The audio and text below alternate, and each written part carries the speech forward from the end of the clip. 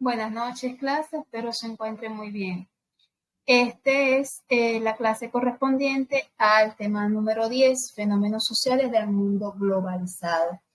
Comencemos entonces hablando sobre lo que son los fenómenos sociales. ¿Qué es un fenómeno social? Sencillamente se tratan de esos eventos, esos sucesos o acontecimientos que suceden o se realizan dentro de una sociedad.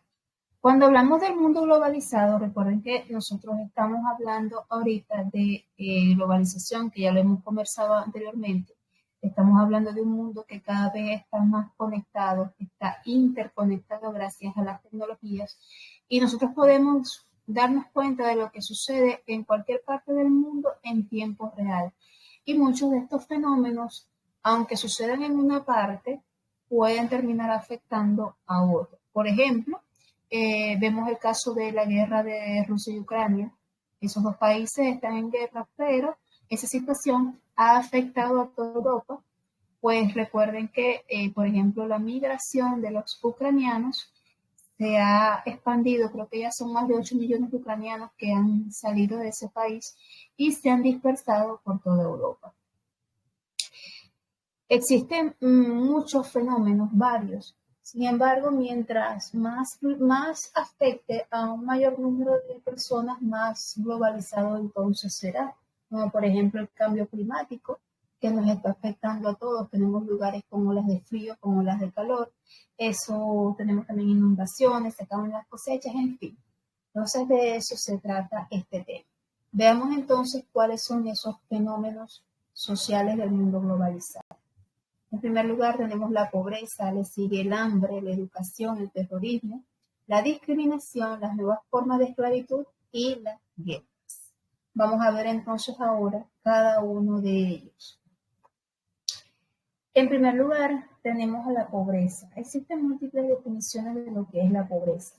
Sin embargo, yo voy a utilizar la más sencilla de todas y es que la pobreza es aquel estado en el cual una persona no posee los medios o los recursos económicos para poder acceder a cubrir todas sus necesidades materiales y poder garantizarse a sí mismo y a su familia pues una vida digna, es decir, poder tener acceso a la alimentación, a una casa, a educación, a la salud, al calzado, a la vestimenta.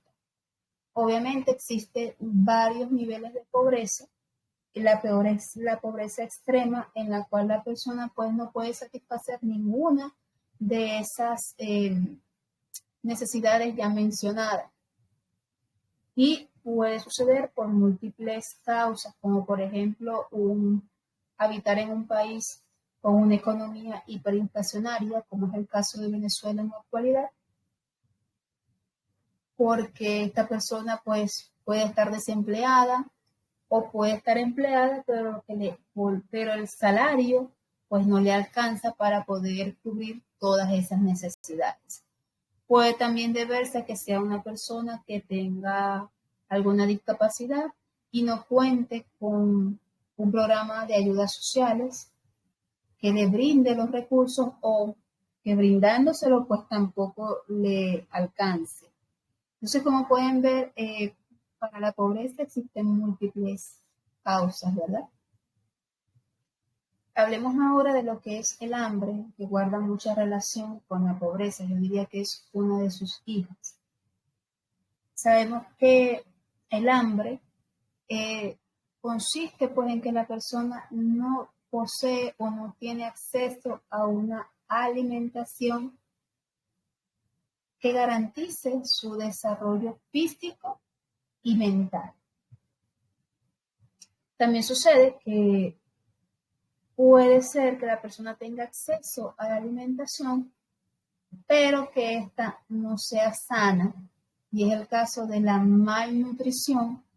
En este caso estamos hablando de que la persona puede comer, pero no consume alimentos sanos que le brinden los nutrientes que realmente necesita para poder tener un desarrollo óptimo. Y el caso de la desnutrición es donde la persona, pues obviamente, no consume los nutrientes necesarios para poder desarrollarse y en este caso la persona puede llegar a fallecer por inanición. El hambre, o lo que llaman la hambruna, puede deberse también a múltiples causas.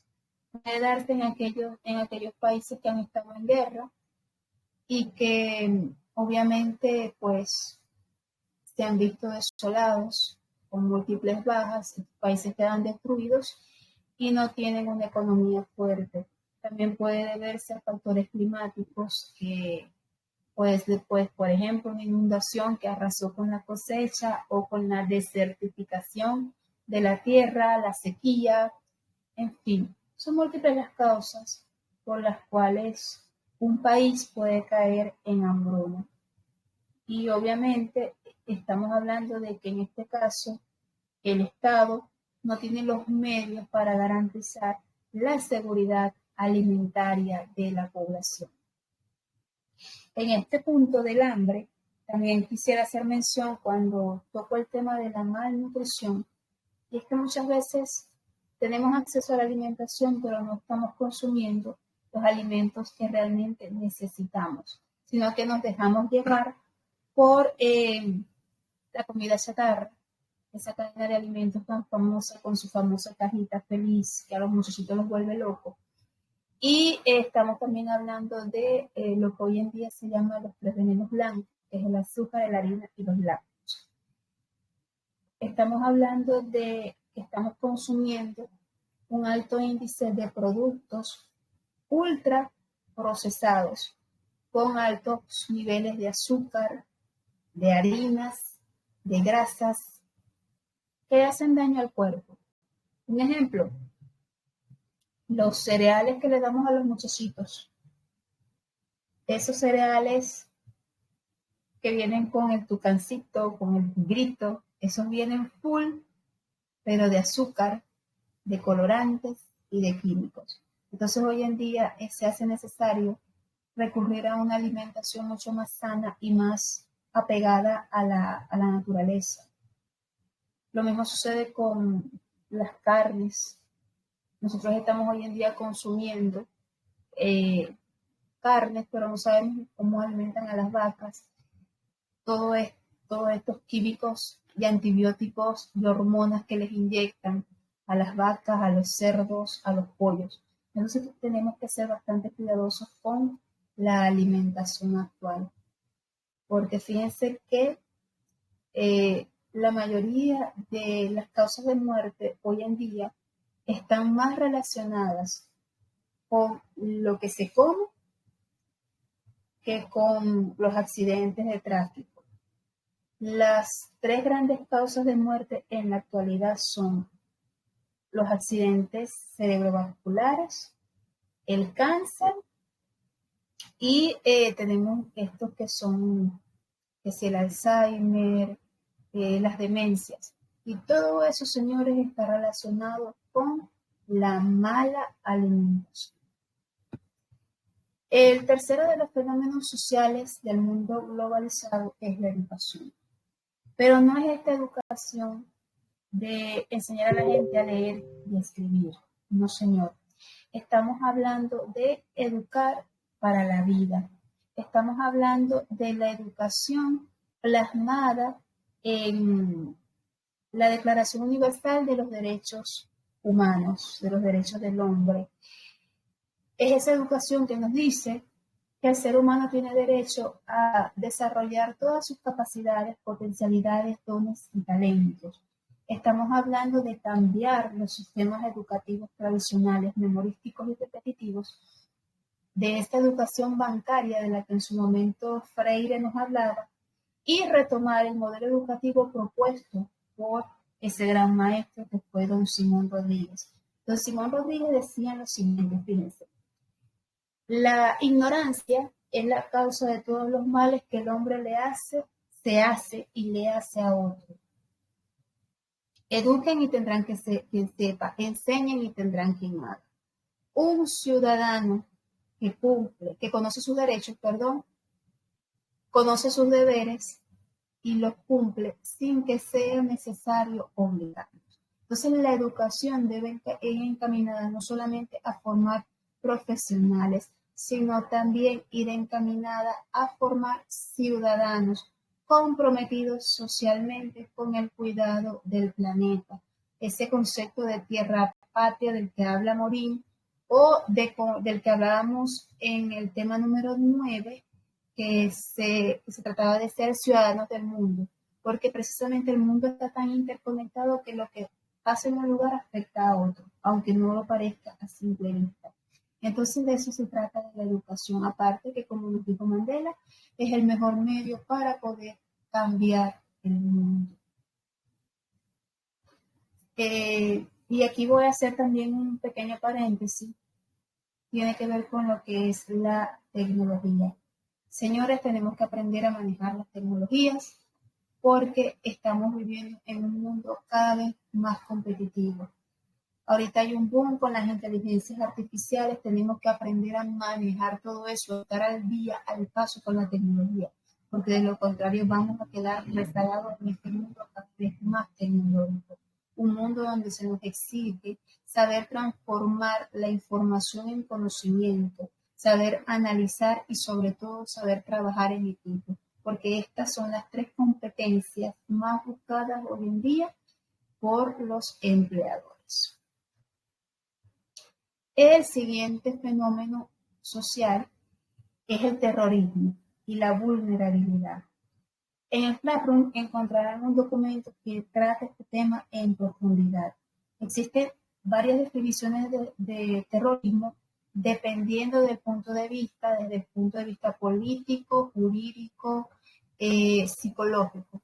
Pero básicamente, ¿de qué se trata el terrorismo? Pues sencillamente el terrorismo son una serie de actos que realizan algunos grupos minoritarios con el fin de sembrar el miedo en la población y utilizar ese miedo como una herramienta o un mecanismo de presión para obligar al gobierno a negociar con ellos porque necesitan o desean obtener alguna cosa.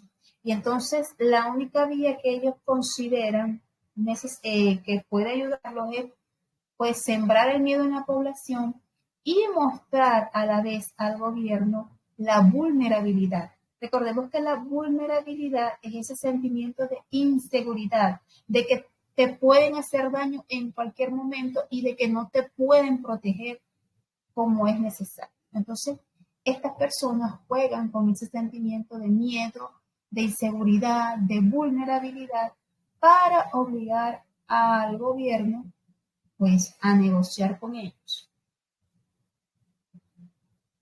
Y es por eso pues que vemos cómo detonan bombas en puntos civiles, como por ejemplo bancos, plazas, supermercados, en fin, lo que pasó con las Torres Gemelas. De eso se trata, de sembrar el miedo, el pánico en la población. El siguiente fenómeno social del cual ya hemos hablado en otras ocasiones se trata de la discriminación y las exclusiones sociales. Sabemos que la discriminación implica excluir a la persona, apartar a esa persona, brindarle un trato diferente por diferentes causas, valga la redundancia, ya sea por su etnia, el color de su piel, su clase social, su orientación política, su orientación sexual o porque presente alguna discapacidad. Entonces, cada día estamos viviendo en esta sociedad donde somos testigos en las escuelas, por ejemplo, del bullying. Eso es discriminación, eso es exclusión. Y tenemos que acabar con ese tipo de conductas que niegan el derecho de la persona a sus derechos humanos, porque recuerden que uno de los derechos humanos es precisamente la igualdad. El siguiente fenómeno se trata de lo que se denomina las nuevas formas de esclavitud. ¿Por qué nuevas formas de esclavitud? Porque sencillamente estamos en presencia de actos que se llevan a cabo donde se les niega a la persona el uso, goce y disfrute de sus derechos humanos. Miren, estamos en una sociedad cada día más interconectada y sin embargo, según las cifras que se manejan en el mundo, hoy en día existe más esclavitud que cuando la esclavitud era legal hace 200, 500 años atrás. Y cada día adquiere nuevas formas. Por ejemplo, el trabajo infantil, la servidumbre por deuda, el matrimonio forzado, la trata de personas. La trata de personas tiene diferentes propósitos, como pueden ver en la ilustración, desde el trabajo forzado, el reclutamiento de niños para las guerras, para las guerrillas, forzar a los niños a pedir en la calle, la mendicidad forzada, explotarlos sexualmente, ya sea abusando de ellos o utilizándolos para lo que es la pornografía infantil, el obligarlos a casarse. Estamos hablando de matrimonio de niñas con apenas 7, 8, 9 años. Estamos hablando de la venta de niños, porque resulta que para algunas personas es más fácil comprar el niño que someterse a un proceso de adopción. Y lo más grotesco de todo, pues, la trata de estos niños para quitarles sus órganos y venderlos en el mercado negro. Miren, de esto de verdad que incluso hay una historia muy famosa, que es la de Ismail. Este niño, su padre a la edad de 5 años, lo dio como trabajador para cancelar la deuda. Este señor adquirió una deuda para casar a la hermana mayor y no se le ocurrió otra forma de pagar la deuda que dar a Ismail para trabajar en una fábrica de alfombras. Este niño logró escapar a la edad de 12 años de esa fábrica de alfombras y desde ese momento él comenzó a trabajar para denunciar los horrores que pasaban los niños en estas fábricas de alfombras en Pakistán. Él logró, con la ayuda de algunas organizaciones internacionales, cerrar muchas de esas fábricas de alfombras y liberar a muchos de esos niños. Sin embargo, a la edad de 16 años, Ismail fue asesinado por esas mafias de las fábricas de alfombras. En honor a él, el 16 de abril se ha declarado el Día Internacional de la No Esclavitud Infantil.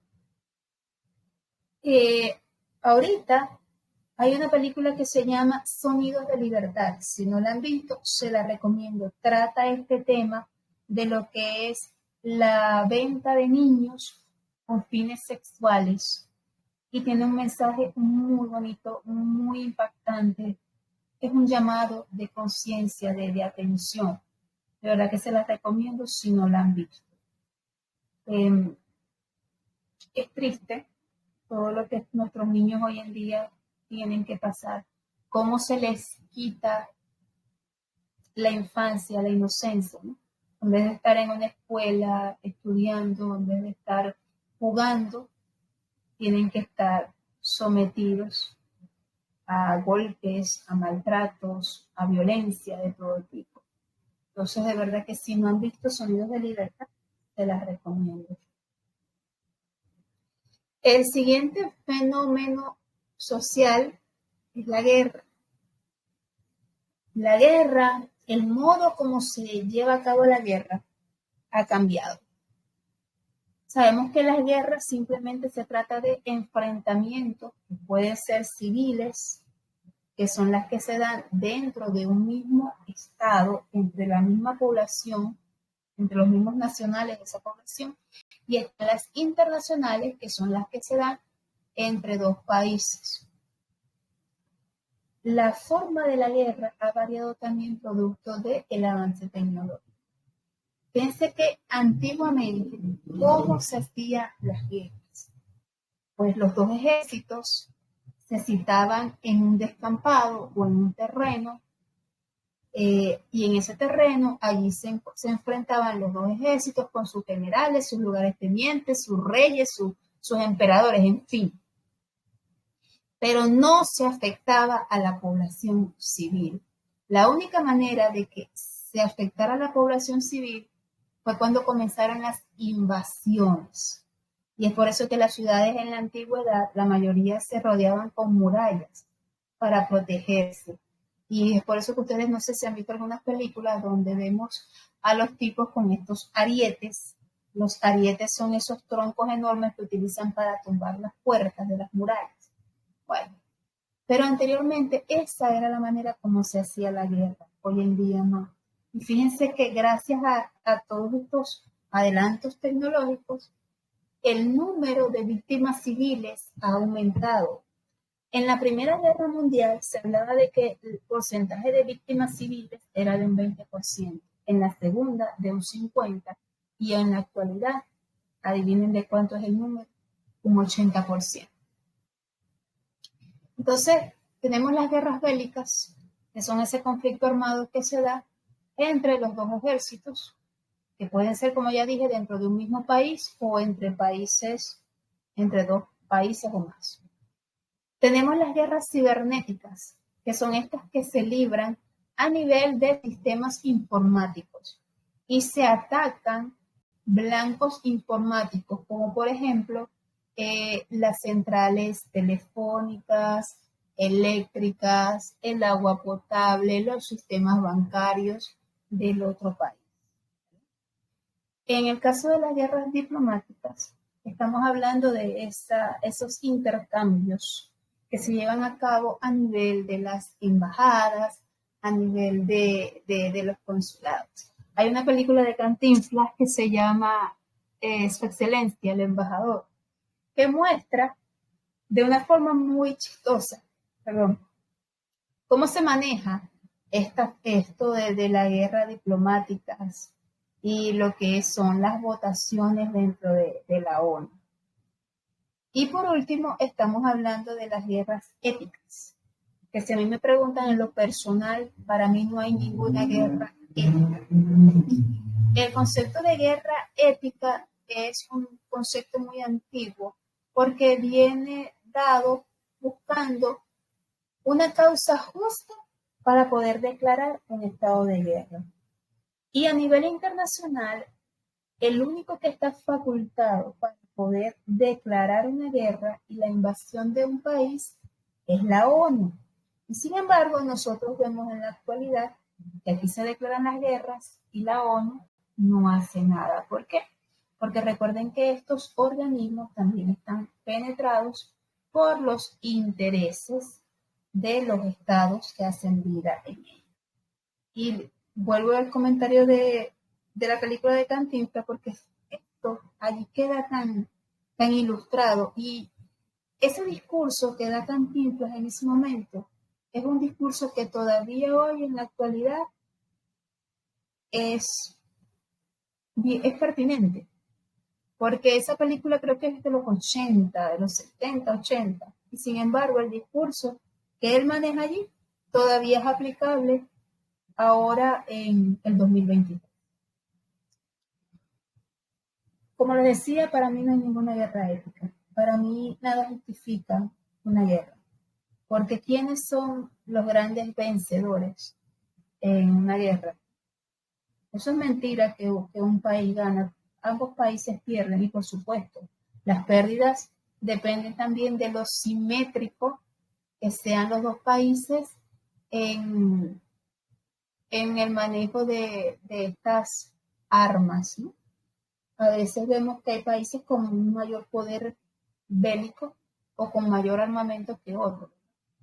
Pero entonces vuelvo y recalco, ¿no?, que para mí los grandes vencedores en este tipo de guerras son los fabricantes de armas. Ellos son los grandes vencedores y los grandes ganadores. El último punto de nuestro tema es el desarrollo humano, los objetivos de desarrollo sostenible y la Agenda 2030 de la ONU. ¿Qué es el desarrollo humano? Pues sencillamente a nivel internacional existe este índice que nos dice que el desarrollo humano se da cuando la persona tiene cubiertas no solamente sus necesidades básicas, necesidades materiales, sino todas las necesidades que están contenidas en las pirámides de Maslow. es decir, lo que es la recreación, las necesidades de recreación, de desarrollo personal, toda esa parte. Los objetivos de desarrollo sostenible se trata de una serie de metas que la ONU se ha fijado que deben de ser cumplidas para este 2030, es decir, le quedan 7 años para lograrlo. Son 17 objetivos de desarrollo sostenible porque lo que se busca es garantizar también no solamente el desarrollo de esta generación, sino de las futuras, porque al ritmo en que el ser humano está explotando los recursos de nuestro planeta, el planeta está en peligro. De hecho, hace días leí en las noticias que en Brasil, en Río de Janeiro, en el Cristo del Cerro de Pan de Azúcar, colocaron un reloj que marcaba una cuenta regresiva, el tiempo que tiene la humanidad para poder revertir los efectos del cambio climático. Entonces, de esto se trata. ¿Cuáles son esos 17 objetivos? Bueno, en primer lugar, está el fin de la pobreza, el hambre cero, salud y bienestar para todos, educación de calidad, una educación inclusiva, incluyente, democrática. Tenemos también lo que es la igualdad de género, que mujeres y hombres tengan los mismos derechos, los mismos deberes y el mismo acceso a la educación y al trabajo. El sexto objetivo es el agua limpia y saneamiento. Recordemos que hay lugares del mundo donde la gente no tiene acceso al agua potable. En séptimo está la energía asequible y no contaminante. Se trata de disminuir la dependencia que tenemos actualmente al uso de los combustibles fósiles, como el petróleo y el carbón, y sustituirlos por energías más limpias, como por ejemplo la eólica, la energía eléctrica y la energía solar. Incluso por ahí también hay trabajos de energía electromagnética. Tenemos luego el trabajo decente y el crecimiento económico, porque obviamente para que un país o una comunidad pueda crecer se necesita que la gente tenga acceso al empleo. Industria, innovación e infraestructura sería el noveno objetivo. Estamos hablando de desarrollar industrias innovadoras con una infraestructura más sostenible. El décimo objetivo es la reducción de las desigualdades, que esto tiene que ver con lo que es la disminución de la discriminación y las exclusiones sociales, porque la igualdad, recuerden que es uno de los derechos humanos. El objetivo número 11 son las ciudades y comunidades sostenibles, es decir, que puedan desarrollarse utilizando sus propios recursos a través del desarrollo endógeno, pero a la vez con un uso más consciente de los recursos naturales. Producción y consumo responsable sería el 12º objetivo. Y esto tiene que ver con acabar con ese modelo consumista que tenemos en la actualidad, ese uso y tiro. Hay que empezar a reciclar y a ser más conscientes con el planeta. El objetivo 13º es la acción por el clima. Hay que empezar, como les dije, a tomar acciones para cuidar nuestro planeta. Y de eso se trata también el objetivo 14, que es específico de lo que es la vida submarina, evitando lo que son las pescas de arrastre, la utilización del mar como fuente de desechos. Recordemos que hay muchos sitios que utilizan el mar como vertedero de basura y también para verter desechos radioactivos. El objetivo número 15 tiene que ver con la vida de los ecosistemas terrestres. Esto tiene que ver mucho con el cuidado de nuestras selvas, de nuestros montes. Porque recuerden que el equilibrio del planeta es frágil y cuando se afecta un elemento se termina por afectar al otro. Por eso se habla de un ecosistema. El objetivo 16 tiene que ver con la paz, la justicia e instituciones sólidas. Aquí estamos hablando de justicia social, de acceso a la justicia, de un mundo más equilibrado, más justo, pacífico y sobre todo de instituciones que sean honestas, transparentes, inclusivas y que verdaderamente le den respuesta a las necesidades de la población. Y de estas instituciones nosotros estaremos hablando con mayor detenimiento en el próximo tema. Y el último de los objetivos son las alianzas para lograr los objetivos, porque obviamente ningún país va a poder lograr llevar a cabo toda esta agenda de manera unilateral. Se necesita pues la cooperación de todos para poder llevarlo a cabo. Bueno, muchachos, con esto concluye el tema número 10, fenómenos sociales del mundo globalizado. Muchas gracias por su atención y nos vemos en un próximo encuentro. En otro audio les estaré explicando la actividad que van a desarrollar para este tema. Bueno, con esto concluyo. Les deseo que pasen un feliz fin de semana. Cuídense mucho. Que Dios me los bendiga. Chaito.